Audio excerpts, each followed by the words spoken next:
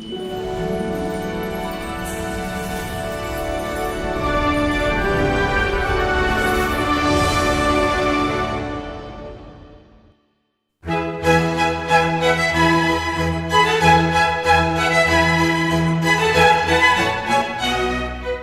good morning everyone, and welcome to this week's edition of the Farming Programme. I'm John Kennaugh, and each week at this time we bring you this programme of topics of interest and news from the Manx countryside, life there in general, but farming in particular. Well, isn't it quiet this morning after the bikes have gone back, well at least most of them gone back, and the TT Festival is over for another year. And it's amazing how people come to the TT. I've met several friends this year who have come as regularly as the swallows come in the summertime. At TT time, you would notice TT by the people you meet on the roads. And two people who have come to stay in Peel, two men come to stay in Peel, tell me they've been coming to the TT now for 4 years, come to the same place to stay. They stay with Francis and Herbert Watterson in Albany Road in Peel. If you don't know Francis and Herbert Watterson, and I would think everybody in the west of the island does, I think many will know Donald Cannon at Bollacachan at Cronkavoddy, and Frances Watterson, of course, is a sister-in-law to Donald. So there's the farming connection straight away. But I met Colin from Kent and John from Somerset, two farmers, two bikers who come to the Isle of Man for the TT. I first met Colin out in Patclegg's Lane last year when I was going down the fields of Bollalease, and we just happened to meet by chance, had a yarn there, and obviously he's got a story to tell about farming back home compared with farming on the Isle of Man. So one night last week we took a few minutes to have a chat and to see what it was like. Colin first. You've been coming to the island for 4 years. How do you manage to get away from a farm for the TT Festival? Dead easy, John. It's you've got to get your priorities right. No, seriously, I'm very fortunate that I've got 3 of my children are interested in the farming. They've all been to agricultural college, come back home, and they want to get on with the serious business of farming, which, like here in the island, is very much under pressure from sort of non-farming interests. But I'm fortunate because the children want to farm. We've got about 200 dairy cows at the moment, and we also grow hops, sort of tradition in Kent, and we grow quite a bit of cereals as well. I think that the children always seem to be quite pleased to, well, children, they're adults really, but quite pleased to get the old man away for a week or two. So send him off to the island with the bikes, and let them get on with the serious farming. What you've just described, though, Colin, is bucking the trend, isn't it? Young people are going out of farming, we're told. And do you blame them? Not really. This is the same as I've noticed in the island, and quite honestly, the hours that they work, the hours that you and I had to work, and the youngsters have to work, and the rewards they get from doing it, if there wasn't the satisfaction, which you can't really put a price on, the satisfaction of working in the country, being with nature, working with animals, and seeing the sort of satisfaction you get at the end of a day, they wouldn't be doing it. They certainly don't do it for financial rewards because, they've all grown up with their friends at school and college, and a lot of them have left the industry, and they've got good jobs. A lot of the young people, they've got the houses, whereas we're all still living in rented accommodation. So yeah, okay, I'm fortunate, but I do feel sorry for the youngsters, quite honestly, because okay, they're satisfied, they enjoy working on the farm, but it can be a bit frustrating when you look at your colleagues their age and they've bought houses, settled down, and but to actually overcome that, they must have had a very, very good grounding in agriculture for all. Have you a long family tradition then? Well, I suppose so, really. My grandfather was farming, and we've, as John will tell you in a minute, the families have sort of moved up from the West Country to the southeast back in the 20s when the milk price, when you couldn't sell milk in the West Country, and then they moved back again when but the situation reversed a bit. Yeah, I think with my own family, I haven't. Okay, I've encouraged them, but to be Did involved you in did the you farm. actively encourage them? I encourage them, but there's no way would I insist that they come into farming. In fact, one of my daughters she went to Seal Hayne Agricultural College. She got a degree in agriculture, came back for 2 years and decided that it wasn't for her, and now she went back to college and trained, and now she's working as a legal secretary in town in Tunbridge Wells, earning more money, more time off. Still comes back at the. In fact, she came back to the farm last weekend, and I said, my other daughter, Jill, who looks after the cows, was away, and I said to Ruth, so this is the legal secretary, I said, can you still remember how to inseminate a cow? So she said she could, and I said, when you get back to the office on Monday morning, I can guarantee you're the only one that's inseminated a cow over the weekend. But no, I wouldn't blame them for leaving the industry at all. But having stayed in the industry and stayed on your own farm, that must give you a tremendous amount of satisfaction. It is nice, and we work well together, and it is satisfying for me. But it's their future that we've got to consider, because if you actively encourage them, then at least you put no obstacles in their way. You obviously see a future in farming. Yes, well, there's got to be a future in farming, but we have got to adjust. We've got to change, and we've all, of course, diversification is the buzzword. And I think perhaps in the southeast of England, where we are, there's more opportunity for diversification than, for instance, from what I've noticed on the island. We're told that 25% of the population of England live in the southeast, and by golly, don't we know it? The roads are chock-a-block, but there's good schools, there's good medical services, and there's good shopping and all the things. And we're only 35 minutes by fast train from London, where the money is. But there are opportunities for instance, my wife started a dog boarding kennels 20 years ago, and now we're just doubling the size of it, and it does rather well. In fact, the dog boarding kennels pays better than the farming. Colin, we were talking about diversification and the way things are diversifying. In your part of the world, does it depend where you are? Because in the Isle of Man, you will have noticed a lot of contrasting countryside. You can be on top of the hill, 1,000 feet up 1 minute, and the next minute you're on the coast. Your land is not like that, of course, and your situation isn't like that. No. Yes, it does depend where you are, and it depends in which area you're going to diversify. For instance, quite a few farms have converted redundant buildings into office accommodation, whereby you avoid the congestion in the towns, the parking problems, and people prefer to come out and work in a country environment. When everybody's moving into the towns in the morning, these people are moving out of the towns onto the farms. But so obviously you've got to be fairly close to the urban areas. But and it just depends if for more sort of industrial units on farms, okay, well that can be farther away. It's like our boarding kennels; you need to be fairly well sited between the built-up areas. Right. But similarly, we've got our dairy herd, which is our main farming enterprise, and in that situation, you don't want to be too near the residential areas that you do for the others, and you know all about that. Right. Well, that's farming in Kent now. John, you're related to Colin, and you accompany him to the Isle of Man. You're farming in Somerset. Tell us a bit about your farming there, or your involvement with farming.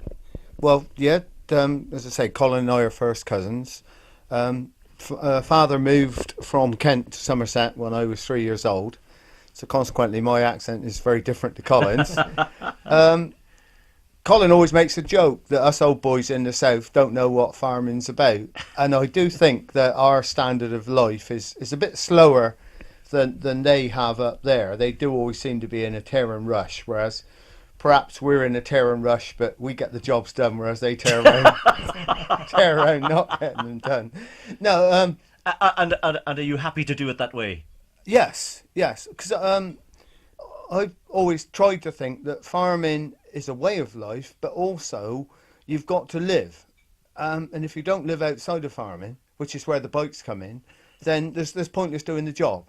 Yeah. So I've always been interested in bikes, but the farm has always been, it's paid the money, and I think I buck the trend in that I've a son and a daughter, and my son Martin builds helicopters for Westlands, and my daughter is involved with farming. She's a farm sales consultant for a big feed company in our area, but we took the decision 2 years ago to get out of milk. We'd got to a standard that we were milking 200 cows. We were running to stand still, and our farm and my brother were in partnership. We had quite a long talk. He has two boys, neither of which, one is also building helicopters, the other's an architect. And we got to an age and we thought, why are we doing this? So we basically sold our cows, sold our milk quota, which had quite a value in the UK at that time, and we paid off our debts. Was that a hard decision? Very hard. People say to me, no, you wouldn't go back to milking cows, and I say to them, if I could find the right unit without going into debt again to farm it, I would go back to milking cows. Not full time. I'd have a dairyman. You'd need to set your own criteria. But you do miss the cows. When you've done 35 years with milking cows, you don't give them up in 2 years and forget about them. It's a way of life, isn't it? Very much so. Very much so. Yeah. And If we didn't have that routine in the morning, to get going, I don't know how. I personally don't know how I might get going.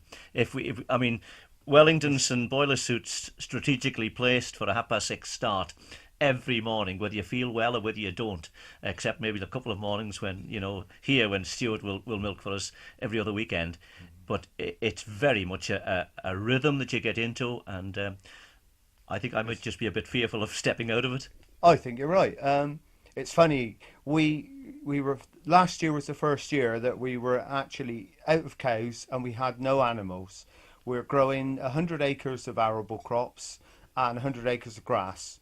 And a local farmer took all the grass for silage. So no animals, arable, life was a peach. I went out contracting, leave at 7:30 in the morning with your lunch bag, get back at 6 o'clock at night, no calving, no milking.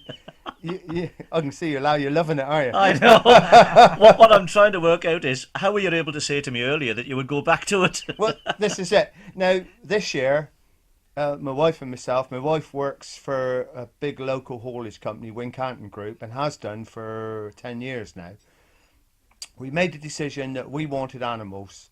So we've been buying calves at, from what I can gather, a greatly higher price than I could come over here and source them for, but we won't argue over that one. She's busy back there feeding them now while I'm on holiday.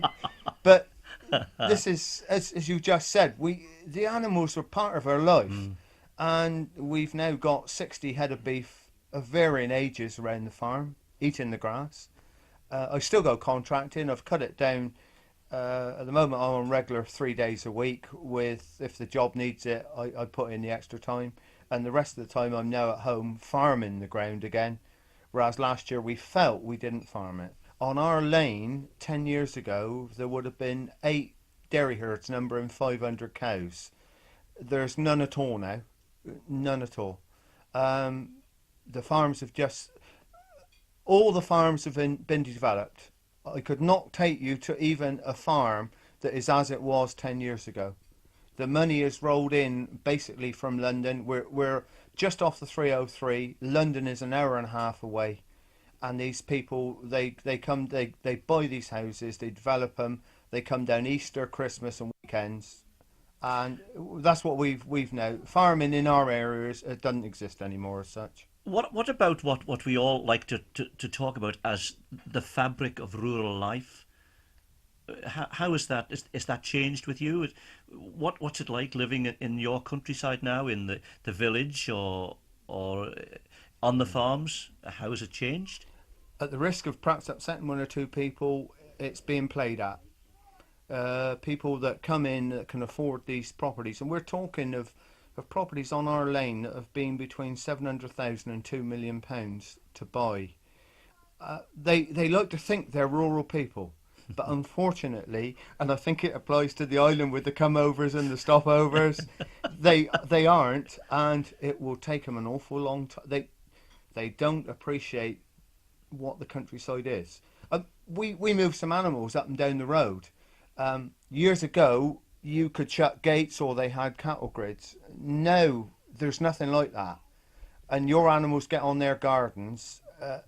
We had it only the other week, and before I know it, I'm being asked to, get a landscaper in to mend do the holes. The insurance company's got to be contacted. So the rural fabric has disappeared, John. It's still, the village is still there, but it's not farming people anymore. Farming people as we know them. I think the sort of the way I describe it here on the Isle of Man, once upon a time, you lived in the countryside or in a village because you were needed there.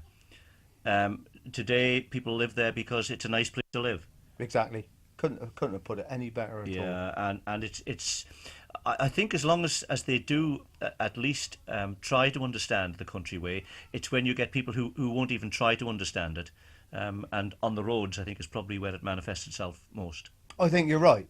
I totally agree with you there. The other thing I will say is that the people that come in and who pay those sort of prices immediately want the property doing to their own spec. And my brother and myself have diversified into a small building company. We now own a small slough, a small lorry. We go around doing gateways, drives, stables. And we've been busy. I mean, my brother's back there now putting up a 3-block stable and all the associate bits. There's another one on the cards. So for us, it's been a godsend. And I wouldn't knock it at all. No. But it's very far removed from what my father knew when he moved to right. Somerset. I think it's true in the Isle of Man as well, and often when we're on this subject, and you talked about come-overs and stopovers and all the rest. Funnily enough, the only people who seem to use those terms are the people who have actually come to the Isle of Man, and that's strange sometimes. But I've often said nationality, which is an issue maybe from the Isle of Man or coming from England to the Isle of Man. Nationality is not so much about where you were born as how you regard the place you're now living. And a lot of people who have actually come to the Isle of Man have greatly enriched our culture and have been very, very good for the island. It's the people who don't try to fit in. I think they're the people who make things difficult. I think the thing, John, I wonder if we're... I know a lot of country people are reluctant to face change. Okay, we've been talking about changes in farming practice and this sort of thing, but there's a lot of other changes within the countryside, like Cousin John's just been saying. Now, okay, we've got to accept change. Now, are we at fault in explaining to people that come into the country, and call it educating them if you like, so that we all contribute different things to... I feel that a lot of people that come into the country, they still tend to sort of isolate themselves from the rural life, the village life. They don't perhaps support the church or the pub or anything like this, or the local shop. Now, I think, okay, well, let's face it, we're all in this job together, and so and things are going to change in that respect. So how are we, as established rural people, going to encourage this integration and explain to people, okay, that like rambling in the fields and this sort of thing, that okay, I like walking in the fields, and so does everybody else like walking in the countryside, but often people don't understand the reason why we're spreading muck on a field or spraying fungus, So putting they a get their shoes fungicide dirty on when they it. walk across the footpath. No, but I think... I think though, actually, Colin, you have put your finger right on something that I believe, anyway, here in the Isle of Man, I don't know about your part of the world, I think it's been one of our weaknesses, and that has been our public relations. We have failed to communicate adequately with with people who are not familiar with farming, and it's been our fault, our weakness. Yeah, sorry, Colin. Exactly where we are, I feel it's exactly the same, John. That we buried our head in the sands, and we felt that because we're farmers and we own the ground, that we've a God-given right not to communicate with anybody else, and that doesn't work. It won't ever work anymore. No. And I think the quicker that we change and realise that change is necessary, then relations, I think, will between the, for want of a better word, townspeople and country people will change. There's got to be movement on both sides, though. You know, if there's got to be dialogue and there's got to be understanding on both sides. Do you think though that maybe in our time we're a little bit unfortunate in that we're actually caught up in this transition that's going on, and it may very well settle down again as people do become more integrated one with another in the countryside. It'll not go on like this forever, will it? No, we're not actually unfortunate, are we? We're seeing a big change. Yeah. And perhaps we're very lucky to see this change. The thing is, a lot of this change from the farming point of view is being forced upon us by government policy. We're not. I think that's the bit we resent, isn't it? I think if we were changing ourselves and changing for our own reasons, we would accept the change a lot more easily than having it foisted on us. The change has been forced upon us, and we're no longer expected to. We're told that we're no longer expected to produce food. We are now custodians of the countryside, and that is, as I said earlier, my children went to agricultural college and they want to farm. And okay, I know the youngsters get a bit militant sometimes, and they say, "We don't want to farm. We want to farm. We don't want to turn the place into a country park." But I think, you know, if this could be done by an understanding between the two sides, if you like, rather than be pressured on us by the government under the cloak of being an EU directive, and as we know, half the things that turn out by DEFRA haven't got are not EU directives anyway. They're just. What about your relationship with your government then, as far as an agricultural industry is concerned? Because I would have to say to you, and I'm not afraid to say it quite publicly, that in the Isle of Man, throughout the BSE, foot and mouth, and all the other crises of the industry, our government have stood by us and have been very, very supportive and very understanding. And I don't think there's a farmer in the Isle of Man that wouldn't disagree with that. There have been other areas where we've had debate and argument, but generally speaking, they have recognised our plight. And I understand that in your case, that has not always been as well supported as that. Yeah, to a certain extent, although we ourselves at home, when we decided to give up the cows and go down the route that we're at now, we applied for a countryside stewardship scheme grant, which dictates that we leave a 6-metre margin around the arable fields for the birds to nest and various other things. We got areas fenced out to allow the wildlife to live in peace. We don't use many sprays. We can't use fertiliser on some of the grounds. It's left to grow naturally, and for that they do pay us a very reasonable figure each year. Now we're expected to stick to that, but so I can't argue and say the government's not helping me. What they pay me goes a long way towards our living costs.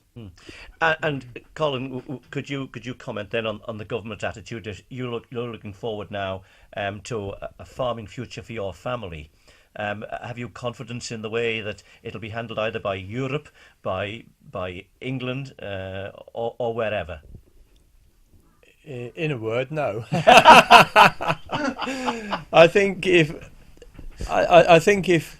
prices, for instance, were allowed to, if there wasn't pressure on prices, mainly through, we're always told that with the milk, for instance, the rate of exchange, the strength or weakness of the pound affects that. We're getting away from the laws of supply and demand, and we're getting away from what the customer wants. I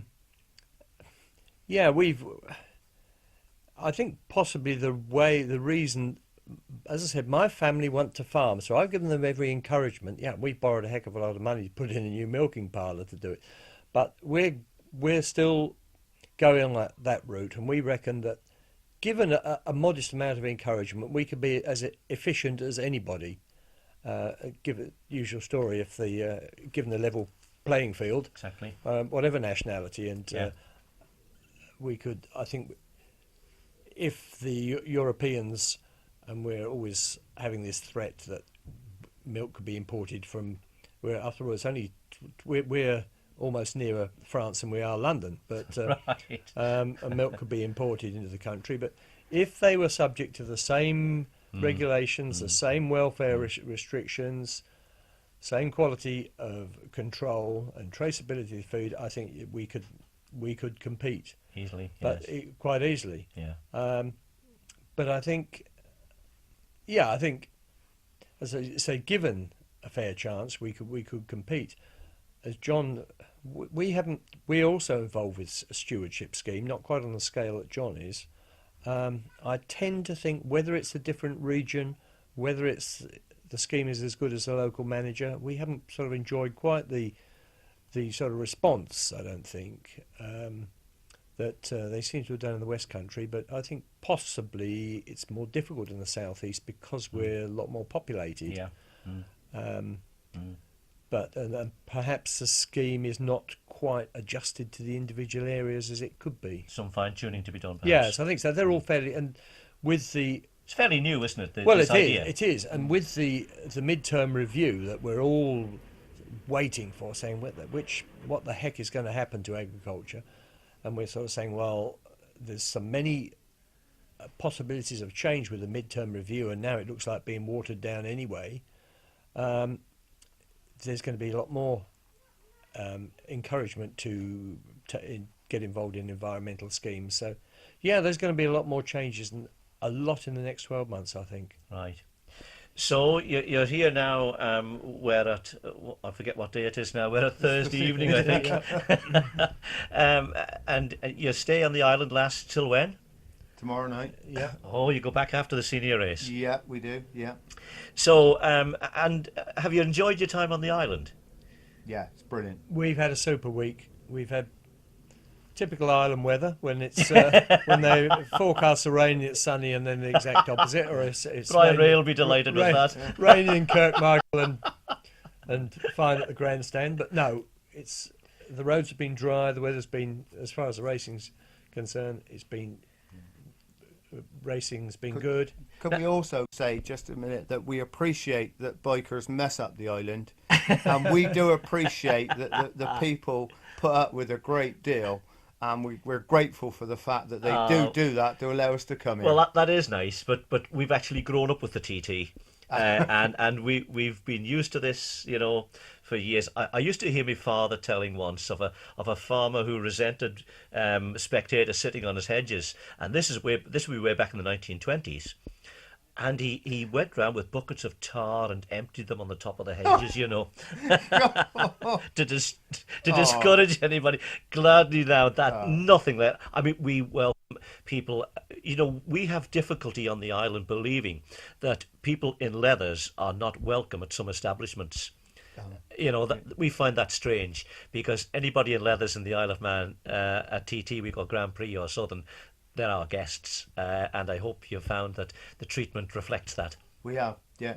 We have been treated really well, and everybody is so friendly in the island. I've said to one or two people, I was talking to a farmer this morning, and I said, we really do feel quite guilty at just taking over the island, and this particular farmer, he said, well, it's not a problem. He said, we'd love to see you. He said, I go, and everybody goes and watches. He said, I go to the Northwest 200. Yeah. But It's true. TT is part of the Isle of Man. We've had a lot of fun, Yeah. and I do hope. I know there's changes on the island. There's a lot of people who moved onto the island for other reasons other than watching the TT, and I just hope that it doesn't sort of force a change upon them. No, I don't think people who say the TT will change or will eventually sort of disappear. I don't think they've got any idea just how deeply the TT is rooted, not just around the grandstand, but round the course. Farmers round the course, like you've just described, accept it gladly. It's part of our season, and part of our rhythm of life on the I island. remember you said to me last year when I met you for the first time, I was in that little lane, I can't remember what it's called. Fat Legs Lane, That's yeah. right. We stopped there and I was looking over, leaning on the gate. I think I was just escaped from the traffic and I was leaning on the gate looking over at field of grass or As something. farmers do. No doubt thinking, why hasn't this farmer cut his silage? I could do better than that. I doubt it. Not having seen some of the soils that you have to contend with here. And I remember you saying that you just organise your farming, because I think I said to you at the time, this grass needs cutting for silage, and you explained how you have to organise your silage making round practice week and TT week, That's and right. always have done. Yeah, we do. Something you accept, and You either go silage on these main roads either before practicing or after racing. Yes. You don't go in the middle of it anymore. Yeah. And so we accept it. Yeah. Could I just ask you a question? Go on. If you had to start all over again, would you still be a farmer? Yeah. There you go. I'm You not- summed it up for all three of us sat here. I've no hesitation whatever. Yeah. It's in our blood. I've never known in all my memory of anything else that I wanted to do or might have done. Even today, I can't picture myself doing anything else because I can remember sitting in school in Douglas High School, looking out on a very, very hot, sunny July day in the middle of an exam and thinking to myself, what a super day to be baling hay. Yeah. And probably knowing when you got home you had some hay that had to be picked up. So there we are. We've come to the end of this tape. No doubt this discussion will go on, but it's been lovely to meet two visitors on the island for TT Week and such kindred spirits. Colin, John, thank you very much for taking time out and coming and talking to us and sharing your ideas and your thoughts with us here in the Isle of Man. Thank you, John. thank you very much, John. Nice to meet you all. Well, there we are, ladies and gentlemen. That's really all we have time for this week. And this is John Kennaugh now signing off until next week's programme.